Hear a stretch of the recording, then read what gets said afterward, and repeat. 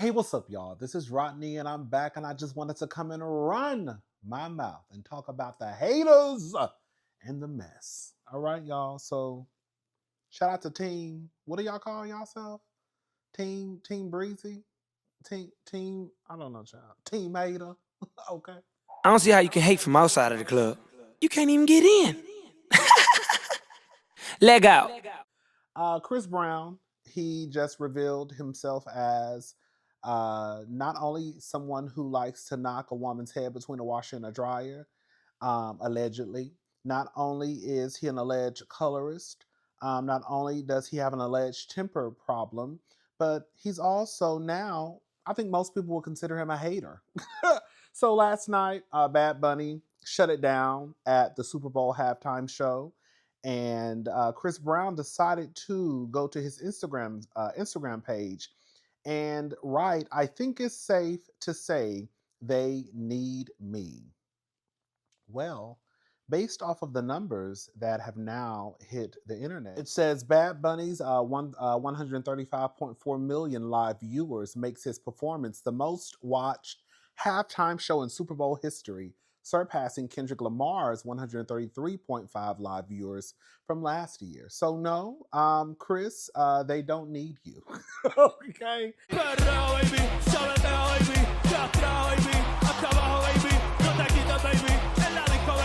Let me just say this. I think that it is absolutely,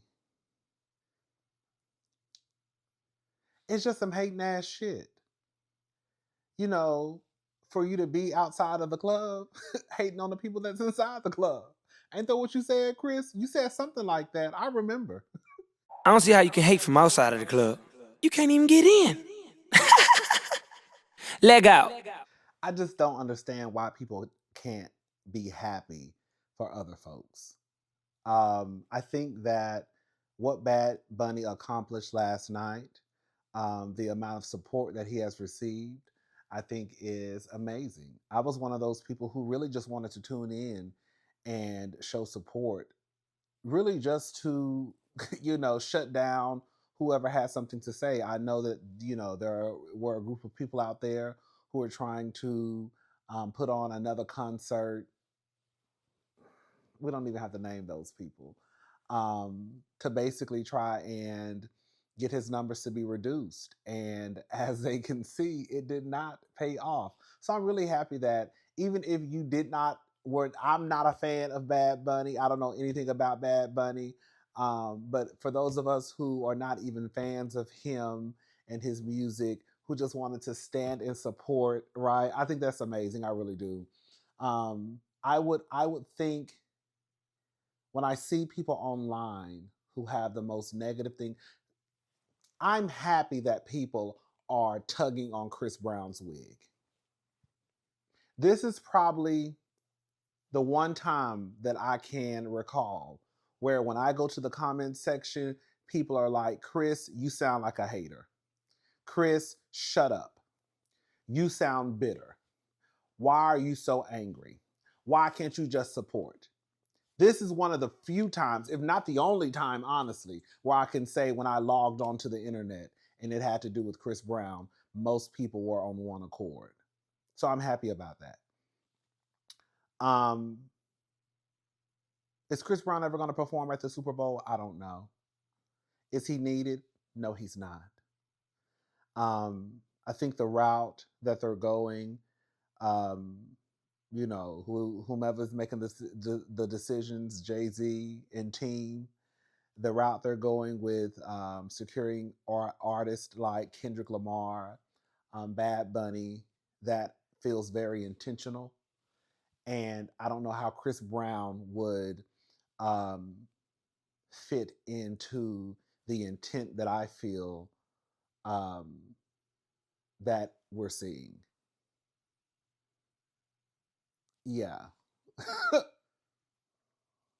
I think it's time for Chris Brown fans to be honest about the person who they support. Like I said, girl, I still listen to Chris Brown music to this day. One of my favorite songs that he released that y'all didn't pay attention to was Holy Blindfold. When I say I love that song, I love that song. But I can be I can be a fan of your music or say that I will continue to listen to your music and also be honest about the person who is behind the music. Yes, I listen to Chris Brown music, but I also can say I know this stuff to be true. I have heard about these allegations. Now, whether they're true or not, I don't know. Do I believe everything that people have to say about Chris Brown? I don't. There are some people out there who will lie on people, period. So, no, I don't believe every allegation or accusation that's thrown at Chris Brown. Do I believe most of them? Yes, I do. All of them? No, I don't. There have been times where I had picked up my phone and saw someone came forward with an allegation and I read what was said and I was like, girl, girl, okay, girl. I just gone about my business. Um, yeah, I think Chris Brown sounds like a hater. I really do. And again, I just don't know why people can't be happy for people. If the roles were reversed and there was a black person on stage, aka Chris Brown, and or in just anyone who was being boycotted due to their race, nationality, ethnicity, one, all two out of three, all of the above, girl, people would have something to say. And the fact that people were wanting to boycott Bad Bunny, not because he's a horrible human being, right? Not because he's done horrible things, but because they don't think that he deserves to be on the stage because he's brown.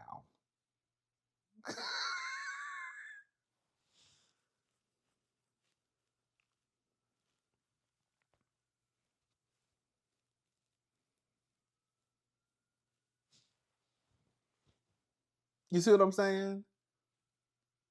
So for Chris to be a black man, but he doesn't understand because no matter what Chris does, Chris can be accused of, we ain't even got to go all the way back to the first incident. We have multiple accusations and allegations since then.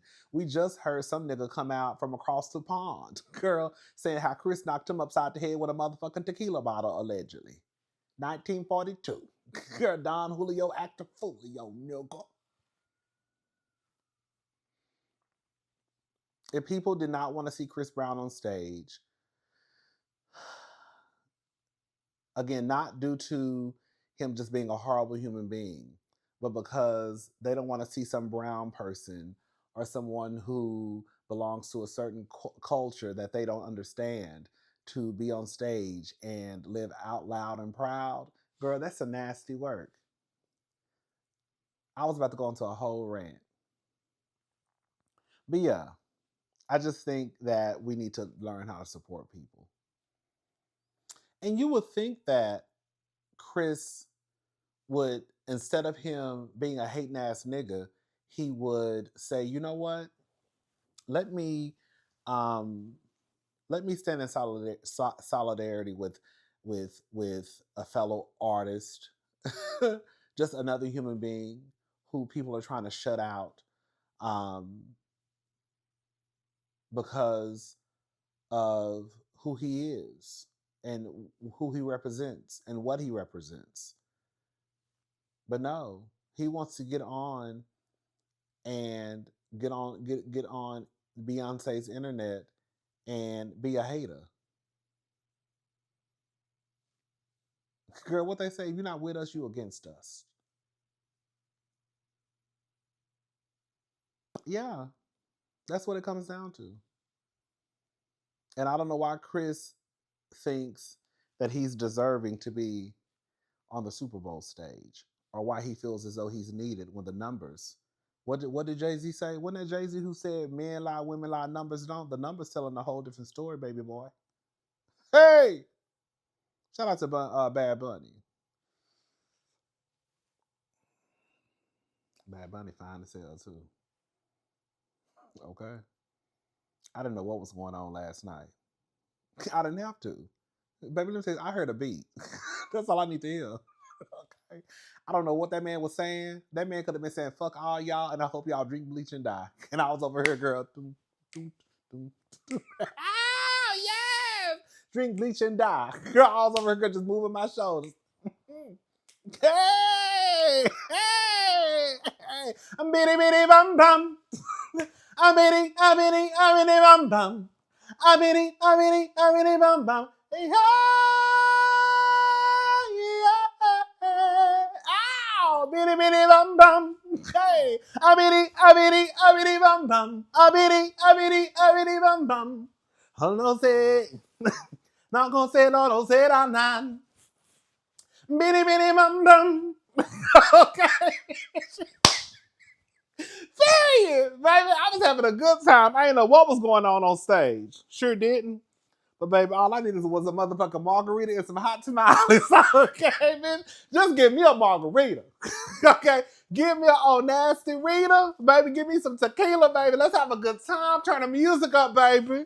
We about to go out here and party.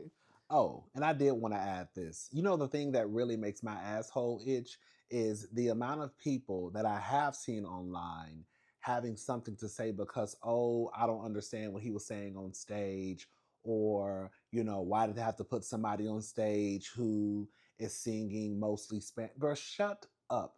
Like,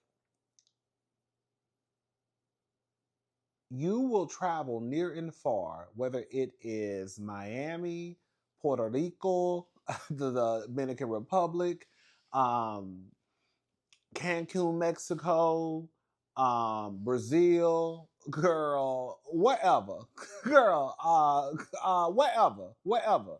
Y'all will go and have a good time to sometimes these predominantly Latin communities, but then turn around and have the most to say.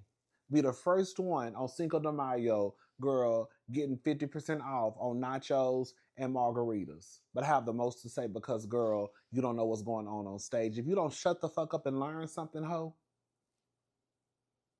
you know how many people were on the internet last night breaking down the meaning of what was happening on stage, and instead of you closing your fucking mouth, right, like I did, and I decided to learn something and read so I could say, oh, y'all, this is what was going on stage for those who might not know.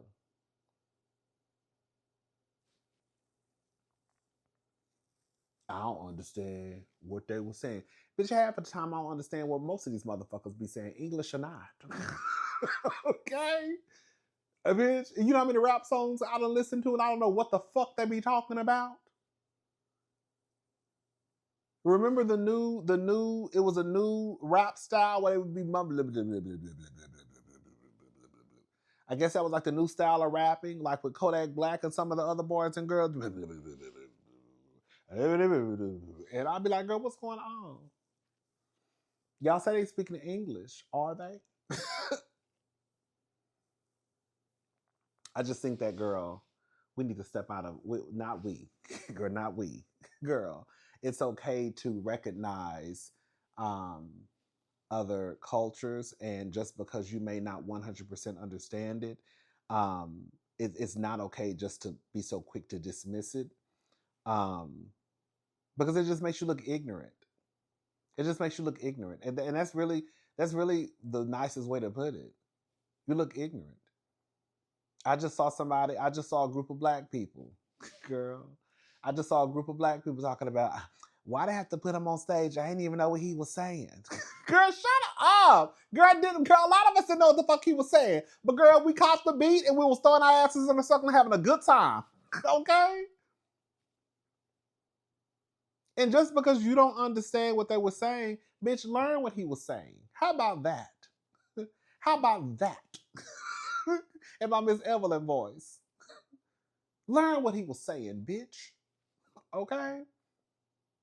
But no, you would rather just sit around and complain about not knowing what he was saying instead of trying to figure out what the fuck he was saying. You know what I'm saying?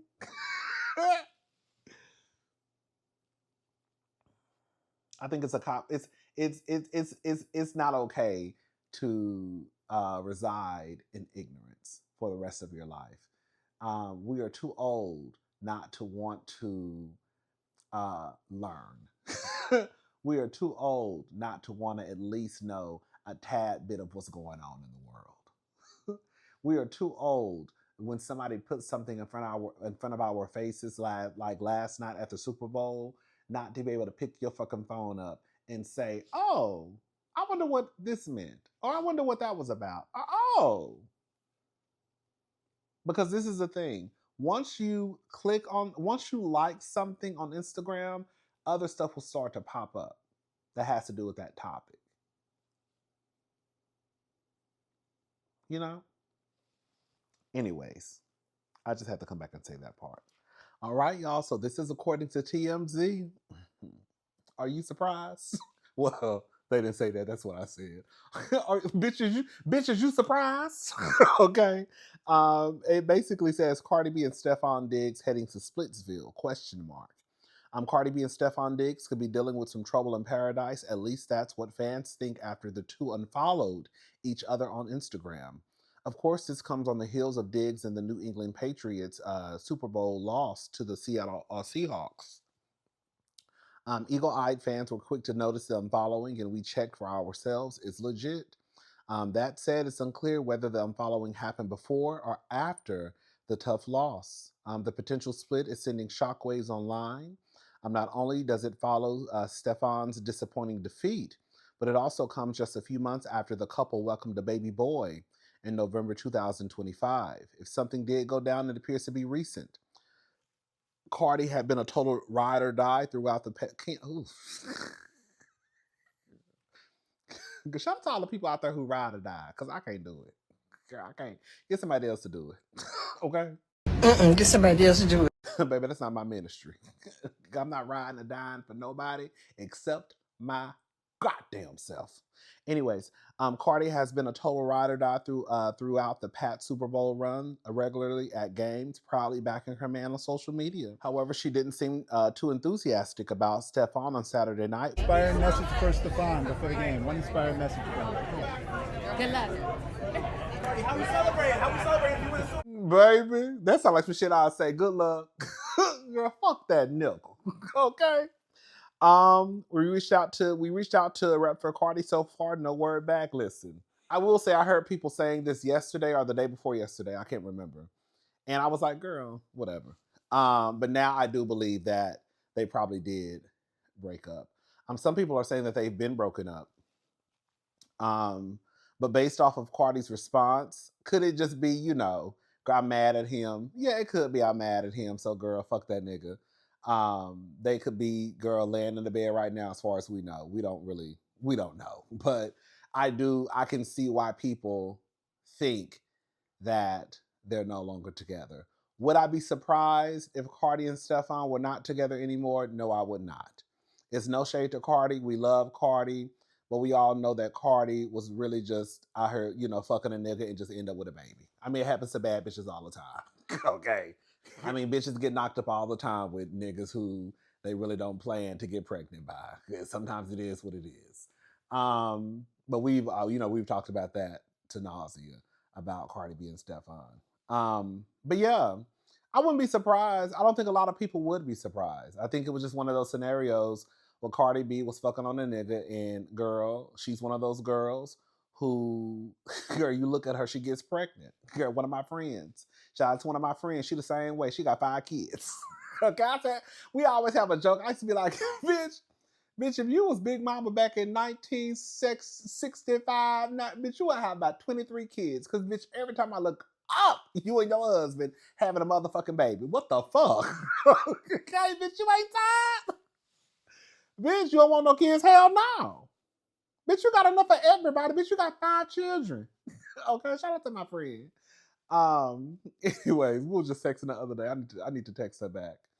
Because she texted me yesterday and I look, sometimes I look at my phone. I have this bad. So like if my friends text me, or just anybody, if anybody texts me, if I'm asleep, I always wake up, like sometimes I don't sleep like for a full 8 hours. I'll like wake up, every 2 hours or hour and a half, whatever. And I'll check my phone. And if you message me, I'll be like, girl, I'll just message them when I get up. And I always forget. So like it's happened to my sister. My sister will text me about, hey, blah, blah, blah, blah. And girl, I don't respond until like the next day. Because I'm like, oh girl, I forgot that you texted me way yesterday. So it happens all the time. But anyways, So I need to text her back because she texted me and I just thought about it. I need to respond to her text message. So yeah, I'm gonna work on that. Shout out to all my friends. I'm gonna work on me. I'm gonna work on girl. I'm gonna work on me, girl. Looking at my messages and girl responding on time. But girl, I just be forgetting, girl. It just be out of sight, out of mind. Anyways, but yeah, I'm not surprised if they are not together anymore. You know, Cardi B is a hot ass mess. Stefon is a hot ass mess. Um, she has a tour coming up, and every time we look up, you know, Stefon got some type of lawsuit attached to his name. I mean, girl, Cardi ain't too far from Stefon her damn self. If we gonna be honest about it. Oh, excuse me. But yeah, shout out to Cardi. Shout out to Stefon. Girl, I was about to say something. She don't want my slam dunk tonight. But let me stop, girl. Let me stop. Every time I see Stefon, baby, he got on a crop jacket. Girl, his jacket gonna hit right on that waist. Girl, above his waist. Girl, one thing I live for Stefon is he gonna put on a crop jacket. Yes, God. Okay? He gonna put on a crop jacket and some boots. Yes, God. Mm-hmm. She is. She gonna put on a crop jacket and some boots. I live. I live. I live. I live. I live. I live. I live. Anyways, y'all. Let's go ahead and move on.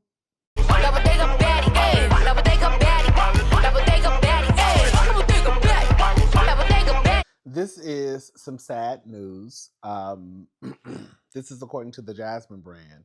So Wendy Williams' father dies at 94. Niece Alex Finney shares emotional announcement.